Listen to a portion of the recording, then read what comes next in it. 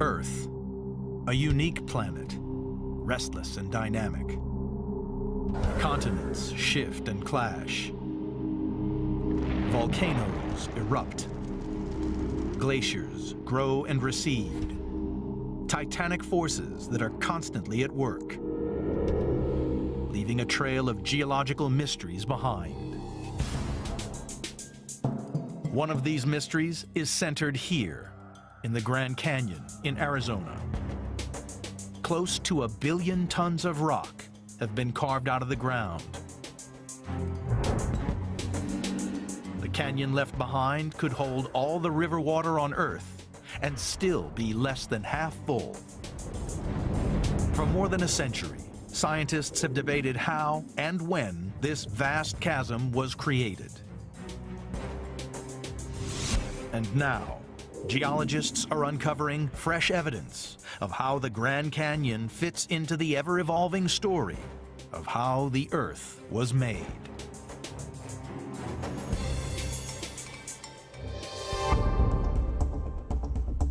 The Grand Canyon, one of America's most spectacular natural wonders. A canyon 18 miles across at its widest point, 277 miles long, and more than 1 mile deep. It is so vast that it can even be seen from space. Although Hell's Canyon in Idaho is almost half a mile deeper, and Australia's Capertee Valley is nearly 1 mile wider, the Grand Canyon remains the most famous of them all. And it also holds one of geology's greatest mysteries. Just how did the Colorado River, only 1/10 the size of the Mississippi, form such a large canyon? The answer has eluded scientists for more than a century, because many of the clues they normally rely on have been swept away by the river's water over millions of years, or buried by landslides, or destroyed by volcanoes. It seems like we should understand perfectly how the Grand Canyon formed. The problem is we've lost a tremendous amount of evidence. It's like a murder mystery where most of the evidence is lost. And so the best we can do is piece together the evidence that we have.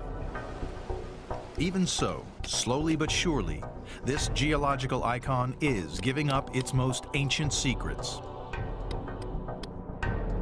The canyon's richly colored layers offer scientists one of the most complete geological records on Earth. The first concept you have to get your mind around as you're thinking about the Grand Canyon is that the stories told by the rocks are exceedingly old, millions and billions of years.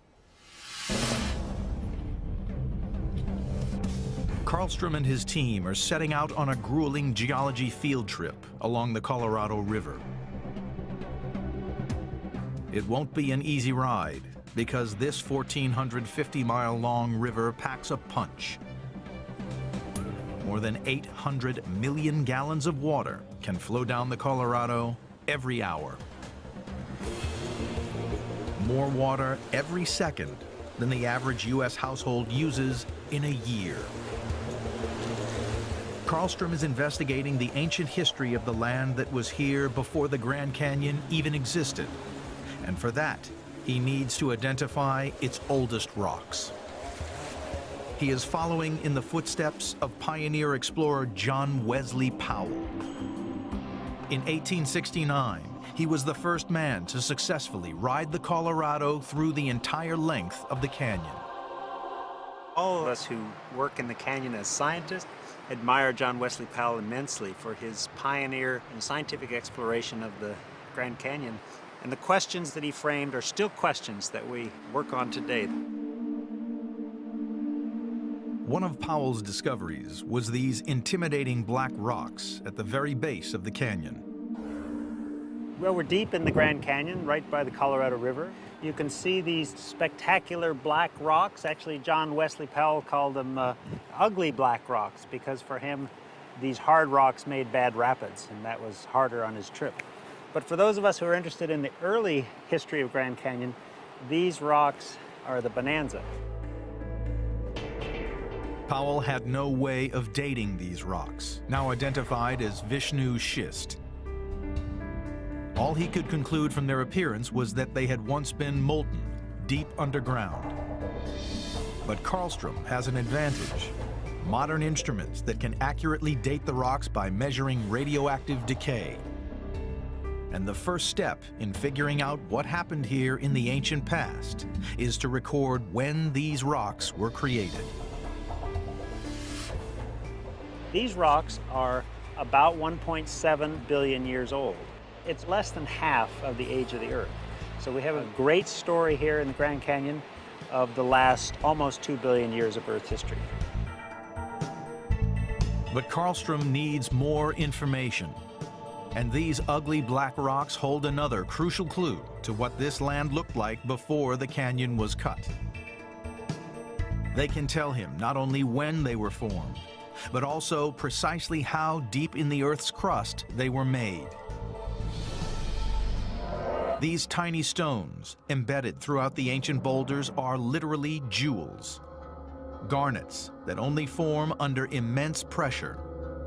The sort of pressure that's found when layers are crushed by the weight of millions of tons of rock on top of them. The silver bullet clue is the garnet. These garnets are the key to understanding the amount of rock above us. By analyzing the chemical structure of the garnet, in particular its calcium content, investigators can determine how much weight of rock was crushing down upon it at the moment it was made.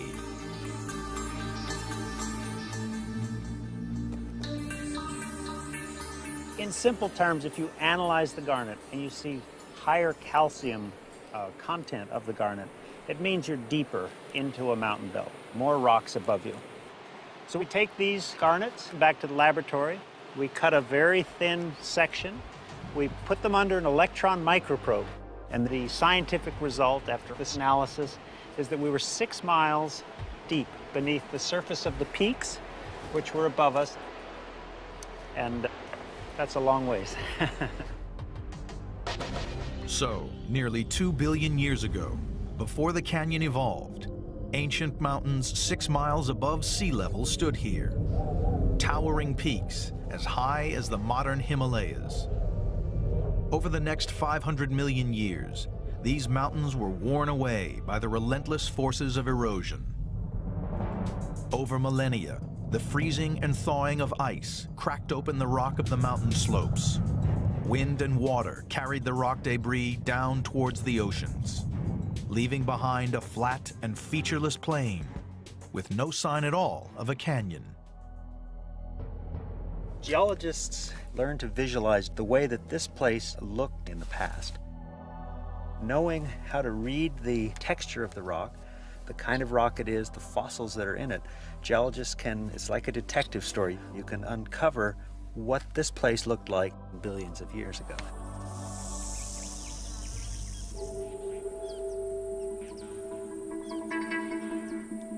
This is now desert country, more than 300 miles inland. And yet, these shells, encased in solid rocks, are ocean fossils. In this one cliff, you can find fossil shells that look like you'd pick up on the seashore today. They die, they fall to the bottom of the seafloor, and they get trapped and die in the mud at the bottom of the ocean at the time that they're being deposited. Shells like these come from shallow tropical waters, an inland sea that first arrived here 500 million years ago and covered the flat, low-lying plain. But that did not happen just once. Many different layers in the walls of the Grand Canyon tell Karlstrom that over hundreds of millions of years, this land has been submerged by the sea, not just once, but at least 8 times. The last time this part of Arizona was under the sea was around 80 million years ago. As we go higher in the layers in the Grand Canyon, we have different age seas which are depositing different kinds of rocks, different environments, different fossils that live at the different times. This chapter of seas coming in and seas going out is itself hundreds of millions of years. Each sea deposited different types of material that hardened to become solid rock. Some sediment was sand that became buff-colored sandstone. Some was mud that hardened into darker shale, while the calcified remains of marine organisms were crushed into light-colored limestone.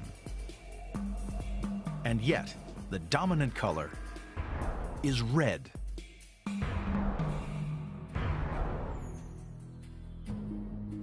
That comes from iron, locked within all the rocks. Over millions of years, the iron rusts into a distinctive red hue. For the geology detectives, descending into the Grand Canyon is like traveling back in time.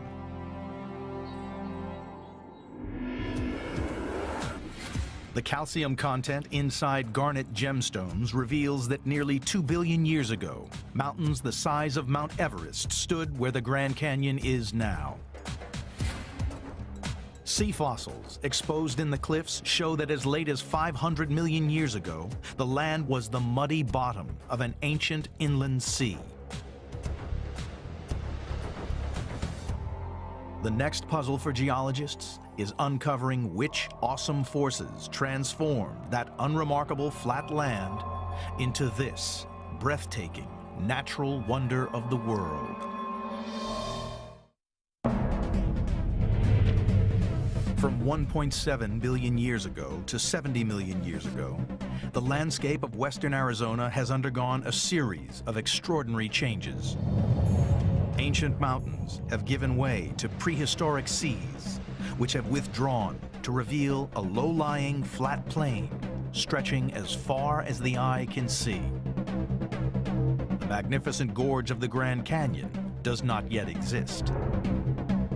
But over the next 20 million years, this landscape was to undergo immense changes that would create a unique high plateau and set the scene for the formation of the canyon. Ancient fossils of sea animals tell geologists that this land was once under the waves of an inland ocean. But that leads to yet another mystery. The investigation needs to figure out why these undersea rocks are now high in the air, thousands of feet above sea level. It's surprising to go up a mile above sea level and you find a clamshell or what looks like a clamshell. And you say, that's what I see when I go down to the ocean. So why is it here a mile above sea level? It's clear that this region underwent a type of geological disturbance that pushed up the entire seabed. Geologists discovered in the 1960s that collisions between separate plates of the Earth's crust could force land up into the air. It happens all over the globe and usually deforms the land into tilted mountain ranges. But this Arizona uplift was unique. After all the flat layers are deposited at sea level, there was a major uplift event called the Laramide orogeny, which lifted these rocks without tilting them, still flat, lifted them up to high elevation. Because the land rose straight up, like being in an elevator, it formed a high, smooth plateau. The sea that had been there drained back toward the northeast.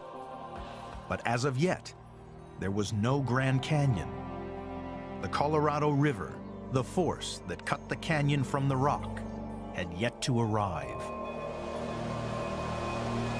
Geologists from the very early days, from the late 1800s, are quite comfortable with the knowledge that the Colorado River has carved the Grand Canyon. The high plateau was surrounded by even higher mountain ranges. New rivers began flowing from the mountains out across the plateau. It's essential for the investigation to establish when the Colorado River in particular arrived, because only then could it begin to carve the canyon. Until a few decades ago, some investigators thought this ancient riverbed, called Hindu Canyon, provided the answer. They believed that Hindu Canyon's creation, 50 million years ago, marked the arrival of the Colorado River and the beginnings of the Grand Canyon. But in 1969, the discovery of these pebbles turned everything that geologists thought they knew about the canyon on its head. It turns out that to explain how the Grand Canyon got there is very much more complex than people thought. So the early geologists thought it was simple, but now we realize there's a lot more to the story, and it's kind of a detective story. You start out with a few clues, and you put the clues together, and then finally you get the satisfaction of saying, well, you know, I figured this out before anybody else did. Figuring it out before anyone else was just what Young did in 1969, when he was a 24-year-old geology graduate student at Washington University. His professors sent him to investigate Hindu Canyon. But when Young arrived at the dusty riverbed, he discovered that it had nothing to do with the Colorado or the Grand Canyon itself. His discovery flew in the face of all the established geological theories and revolutionized thinking about the canyon's history. The evidence Young had uncovered was the alignment of pebbles in the bed of the river. If you look at these pebbles, you can see that the pebbles are flowing, or the pebbles are oriented in this direction, which is a stable direction for water flowing to my right. If the pebbles had been oriented this way, the water would have flipped them over. So when we find pebbles that are oriented this way, that tells us that the water was flowing to my right. It is a crucial clue. The Colorado River could never have flowed to Young's right. It has always run in the opposite direction, towards the Pacific Ocean. The river here, 50 million years ago, was not the Colorado, and it did not cut the Grand Canyon. Young's findings meant scientists had to rethink all their ideas about when the Colorado had arrived on the plateau and about the age of the canyon. They started examining evidence from another, less ancient site. This is Muddy Creek, near Lake Mead, Arizona, just a few miles downstream from where the Colorado River exits the Grand Canyon today.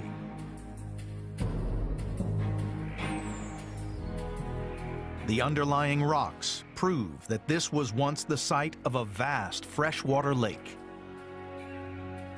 The upper part of the Muddy Creek Formation is this nice limestone which formed in a freshwater lake. The water would have been very clean. There would have been lots of plants and animals living in the water, and as they sank to the bottom, the calcium carbonate in their shells would form this limestone, which is typically what forms a limestone rock. The limestone is the calcified remains of the creatures that once lived in this lake. Then, 5.5 million years ago, the animals all disappeared. There were no shells to make fresh limestone. The only explanation is that the animals died 5.5 million years ago because that was the date when the Colorado River arrived here. The river would have been carrying masses of dirt and rock sediment from the fledgling Grand Canyon. The water would have been too muddy and dirty, and limestone does not form in dirty, silty, muddy water. It's just incompatible. The animals and plants that live in such a lake can't exist if there's a lot of silt and mud in the water. So, the muddy death of the lake gave geologists a confirmed date for when the Colorado arrived in Arizona and commenced its excavations. The Grand Canyon was born a mere 5.5 million years ago. The investigation has reached a significant milestone. It has discovered the age of the canyon. The angles at which pebbles lie in ancient riverbeds reveal that the Grand Canyon is far younger than geologists had previously ever suspected. The limestone discovered at Muddy Creek reveals the date that the Colorado River arrived on the plateau and the true age of the canyon, 5.5 million years old. Now geologists had a new mystery to solve, discovering why the Colorado River took the path it did some 5.5 million years ago, and why it carved a canyon of such remarkable dimensions. The investigation into the history of the Grand Canyon has uncovered a 1.7 billion year old landscape that has evolved from ancient mountains through to the Colorado Plateau. 5.5 million years ago, the Colorado River began carving out the Grand Canyon from this plateau. The question scientists now had to answer was what happened at that time to cause the river to dig deep and carve out the canyon. It is a debate that has been going on for more than a century and which continues today. I got interested in the Grand Canyon when I went to school and started studying, and I heard about the different ideas associated with the Grand Canyon and was just blown away when I found out we did not understand how the Grand Canyon formed. Something as iconic as the Grand Canyon wasn't understood, just seemed crazy to me, and so basically decided to dedicate a large portion of my life to trying to figure it out. One theory is that several ancient rivers merged and their combined cutting power started digging out the canyon. Another assumes that the river cut down into the plateau as the land uplifted around it. But John Douglas has his own theory, one that has gained respect among many leading geologists since he first published his ideas in 2000. What Douglas calls his spillover theory seems to work well on paper. Spillover is incredibly easy. All it means is the Colorado River poured into a basin. When it poured into that basin, it had to form a lake. And this lake was huge. All that lake had to do was rise and then spill across the plateau. It poured down, cutting rapidly, and over time you would have ended up with the beginnings of Grand Canyon very quickly. At his college campus in Phoenix, Douglas is building a scale model experiment to see if his spillover theory actually works in real life. He sculpts tons of dirt into a model of the Colorado Plateau. Running faucets represent the flow of the Colorado River into the ancient lake. Now we have our large lake. The water's getting higher, it's getting ready to spill across. We have a tiny little trickle of water pouring down off the lake. That little tiny trickle of water doesn't seem like much, but over time, that little bit of water flowing down that steep slope is going to gain energy. It's going to start cutting, making waterfalls that work their way back.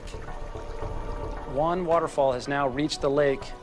You can see that we have just released a significant amount of water, much more water than was previously pouring down. Now we have huge canyon cutting. Landslides are sloughing off the side of the canyon walls, the water flushing it downstream. The lake, you can see that it's starting to shrink in size. That lake is getting lower. And right there, you can see that we have cut our own small-scale version of the Grand Canyon.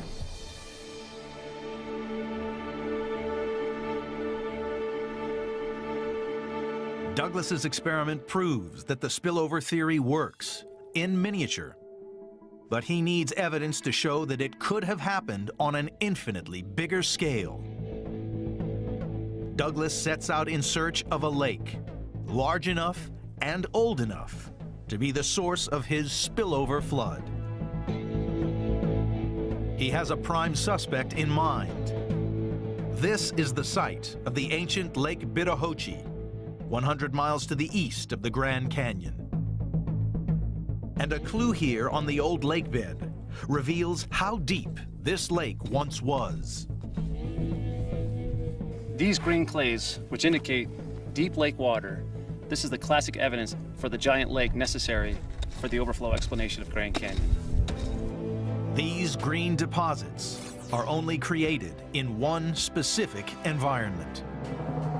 To have green lake clays, you need deeper water where there is little oxidation. I think that's indication that the Colorado River has arrived in this basin, that it's made its way from the Rocky Mountains to this location.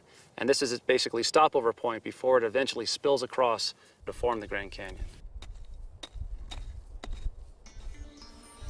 Establishing the depth at this point lets Douglas work out how large an area was once covered by water. He compares the depth of the water with the contour height lines of the surrounding countryside. And that shows that Lake Bittahoche once spread over 20,000 square miles and contained more than 3,000 cubic miles of water. That makes it bigger than Lake Michigan.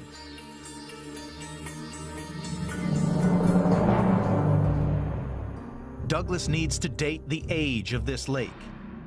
For his spillover theory to work, it has to be older than the Grand Canyon, more than 5.5 million years. He unearths the proof he needs in these deep water fossils. Okay, these fossil shells are freshwater mollusks, maybe as young as 6 million years old. The dates match up. The lake was here at the right time to have spilled over and begun cutting the Grand Canyon. Dating the fossils helped confirm Douglas's belief, but his search for more evidence continues. In reality, we're never going to know how it formed to 100% certainty unless someone builds a time machine. By doing this kind of work, all you're trying to do is increase your level of confidence on your ideas, build up your case, build up your evidence. Building up his evidence is exactly what Joel Pedersen is doing. He is using the very latest technology to prove exactly how fast the Grand Canyon was carved. He has found the evidence he needs right here, at the very start of the Grand Canyon. Here at Lee's Ferry, there are all of these gravels that are evidence of where the river has been in the past and the path that is taken during incision. And amongst the gravels, sometimes you see these great lenses of sand, and we can use the sand to get an absolute date on these deposits. As the Colorado River carved out the canyon, it deposited more and more of the gravel and sand debris at this spot. Newer layers buried older layers over millions of years. And geologists now have instruments that can measure how light has affected individual atoms within the sand. That reveals precisely when each sand layer was originally buried, away from the light of the sun. For the technique to be accurate, it's essential that the sample is not exposed to daylight. So here we can take a metal tube and we can hammer it into the sand outcrop, and in the metal tube then we'll get a sample of the sand and it'll stay out of sunlight, and then we take it back to a darkroom laboratory and remove the sand still sheltered from light, and then we can analyze the optical properties of it to get an absolute age. And in this case, the absolute age would tell us when the river was at this point in the landscape.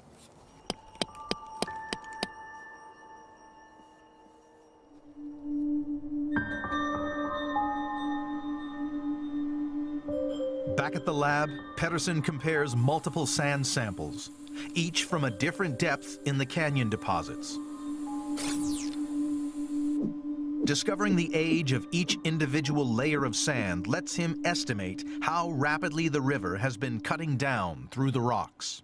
Here at Lee's Ferry, we can use this last 500,000-year history along with our absolute dates and all the information we get.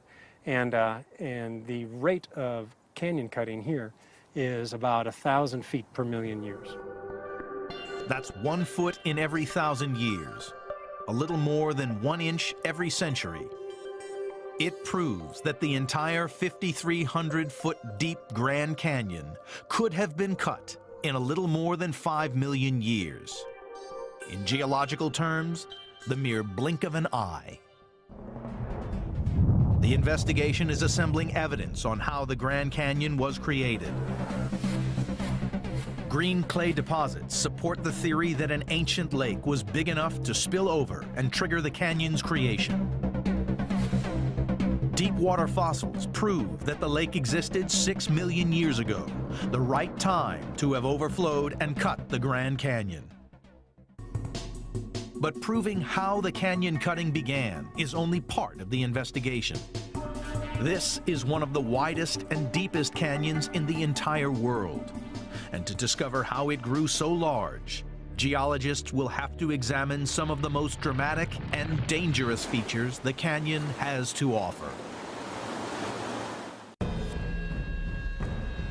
The The landscape of western Arizona has transformed from ancient mountains to prehistoric seas to a flat, uplifted plain.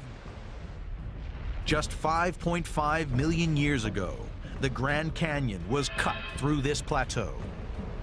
It happened so fast that geologists had to think again about the awesome power of the Colorado River.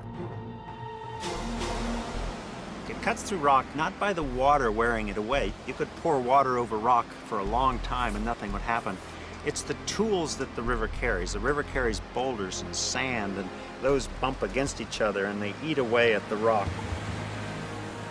Every day, the Colorado can carry almost 500,000 tons of rock and debris, enough material to fill more than 100 Olympic swimming pools. That is 5 tons every second.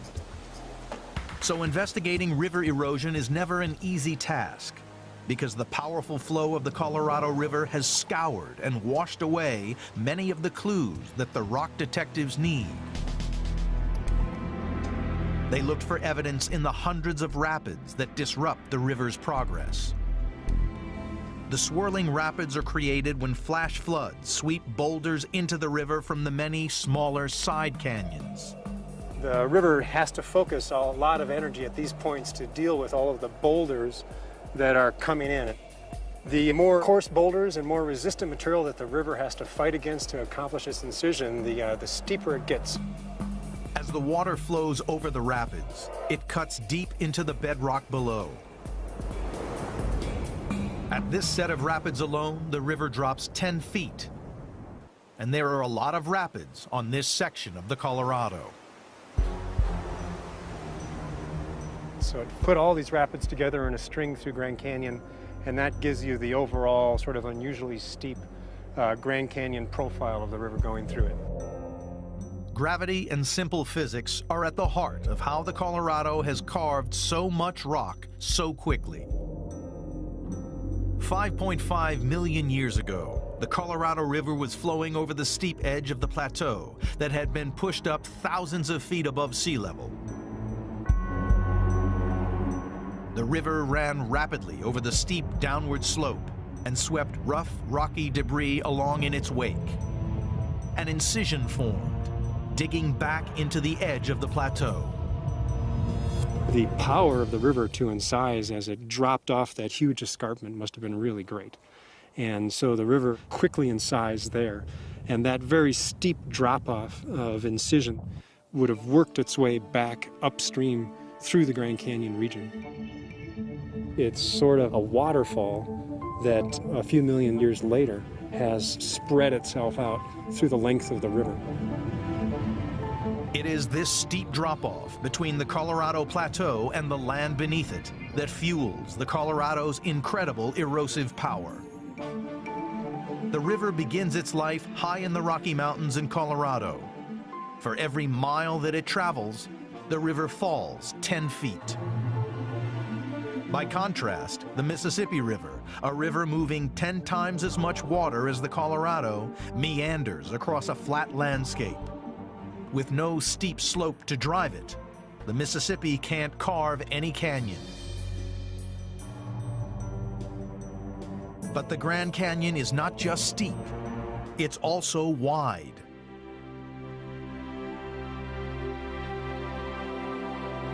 And here, on the south rim, at the heart of the national park, the true majesty of the Grand Canyon is revealed.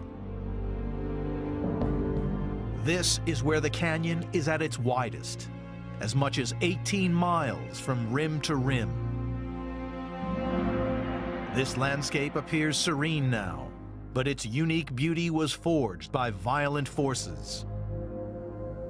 Grand Canyon, oftentimes we just associate it with the Colorado River. The Colorado River is what cut the Grand Canyon. It formed the initial gash to allow the river to flow across. But what makes Grand Canyon grand is really its width and all the layers of rock that are exposed.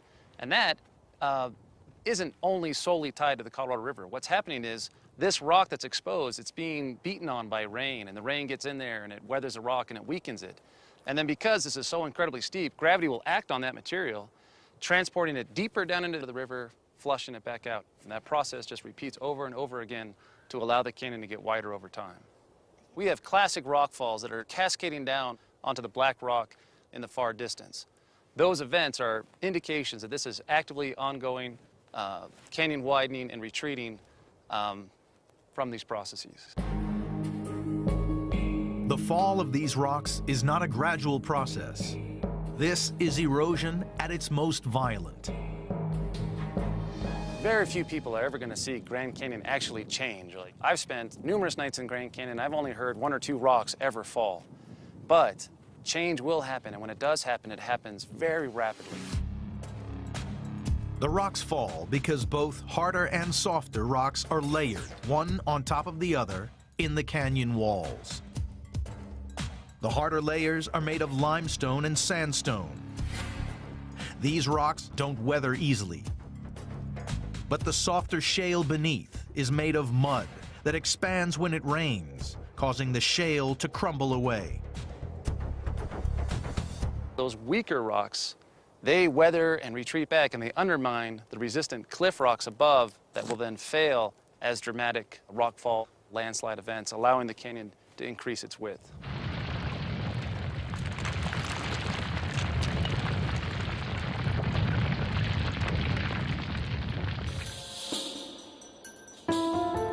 The rock falls are merely the first step towards increasing the Grand Canyon's enormous width.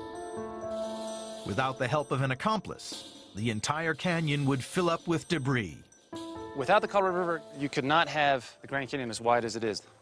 By flushing that material downstream, it wipes it all clean to allow a whole new material to build up again. And once you repeat that over and over again, it allows the canyon walls to retreat back. And the entire canyon just grows. These guys continue to march and push and move all that material downstream. The mystery of how the Grand Canyon grew so deep and so wide is being solved. The Colorado Rapids demonstrate how the steepness of the riverbed helps carve the canyon so quickly. Rock falls on the canyon walls reveal how weaker rocks rapidly widen the canyon across the plains of Arizona. But this is far from the end of the Grand Canyon story. In just the last million years, the canyon has been transformed by other, overwhelmingly powerful natural forces.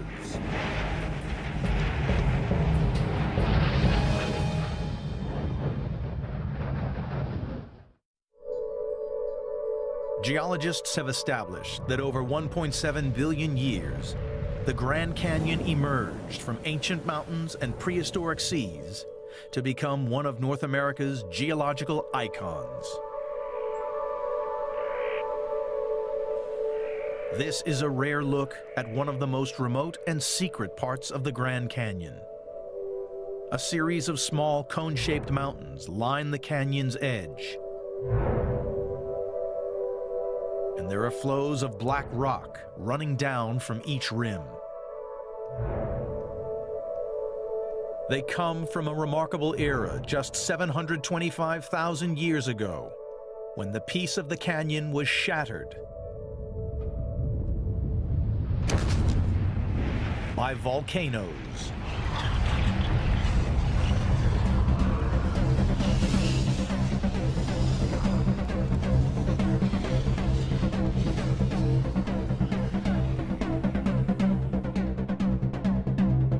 This is Toroweap Point, in a remote area known as the Arizona Strip. One of the most isolated places in the continental U.S. Few people other than geologists ever see this area, although it boasts some of the canyon's most stunning views. The rock detectives come to see how explosive volcanic eruptions have changed the canyon in the comparatively recent geological past. This black rock that seems to have spilled over the rim of the canyon is an ancient lava flow, what was once boiling hot rock, forever frozen in time. Powell talked about a river of molten magma pouring down into a river of melted snow. and he talked about how dramatic it must have been, the boiling and seething and the steam, and it must have been amazing. You would picture red hot lava like you would see in Hawaii pouring down the canyon walls and coating them, and then once it reached the river, it would immediately create just giant clouds of steam. The extensive lava flows, erupting from as many as 100 cinder cone volcanoes, had a dramatic effect on the Colorado River running below. Crow believes that on at least 8 occasions, the volcanic eruptions created huge lava dams that blocked the river completely. Well, behind me here is one of many basalt remnants. They're the remains of lava flows that poured down the canyon, partially filling it. And then subsequently, the Colorado River has removed all but a few little chunks. The lava dams brought even the powerful Colorado River to a halt. For a while. In time, the dams were no match for the Colorado. The rising pressure of the dammed river behind them eventually became too much, and they shattered.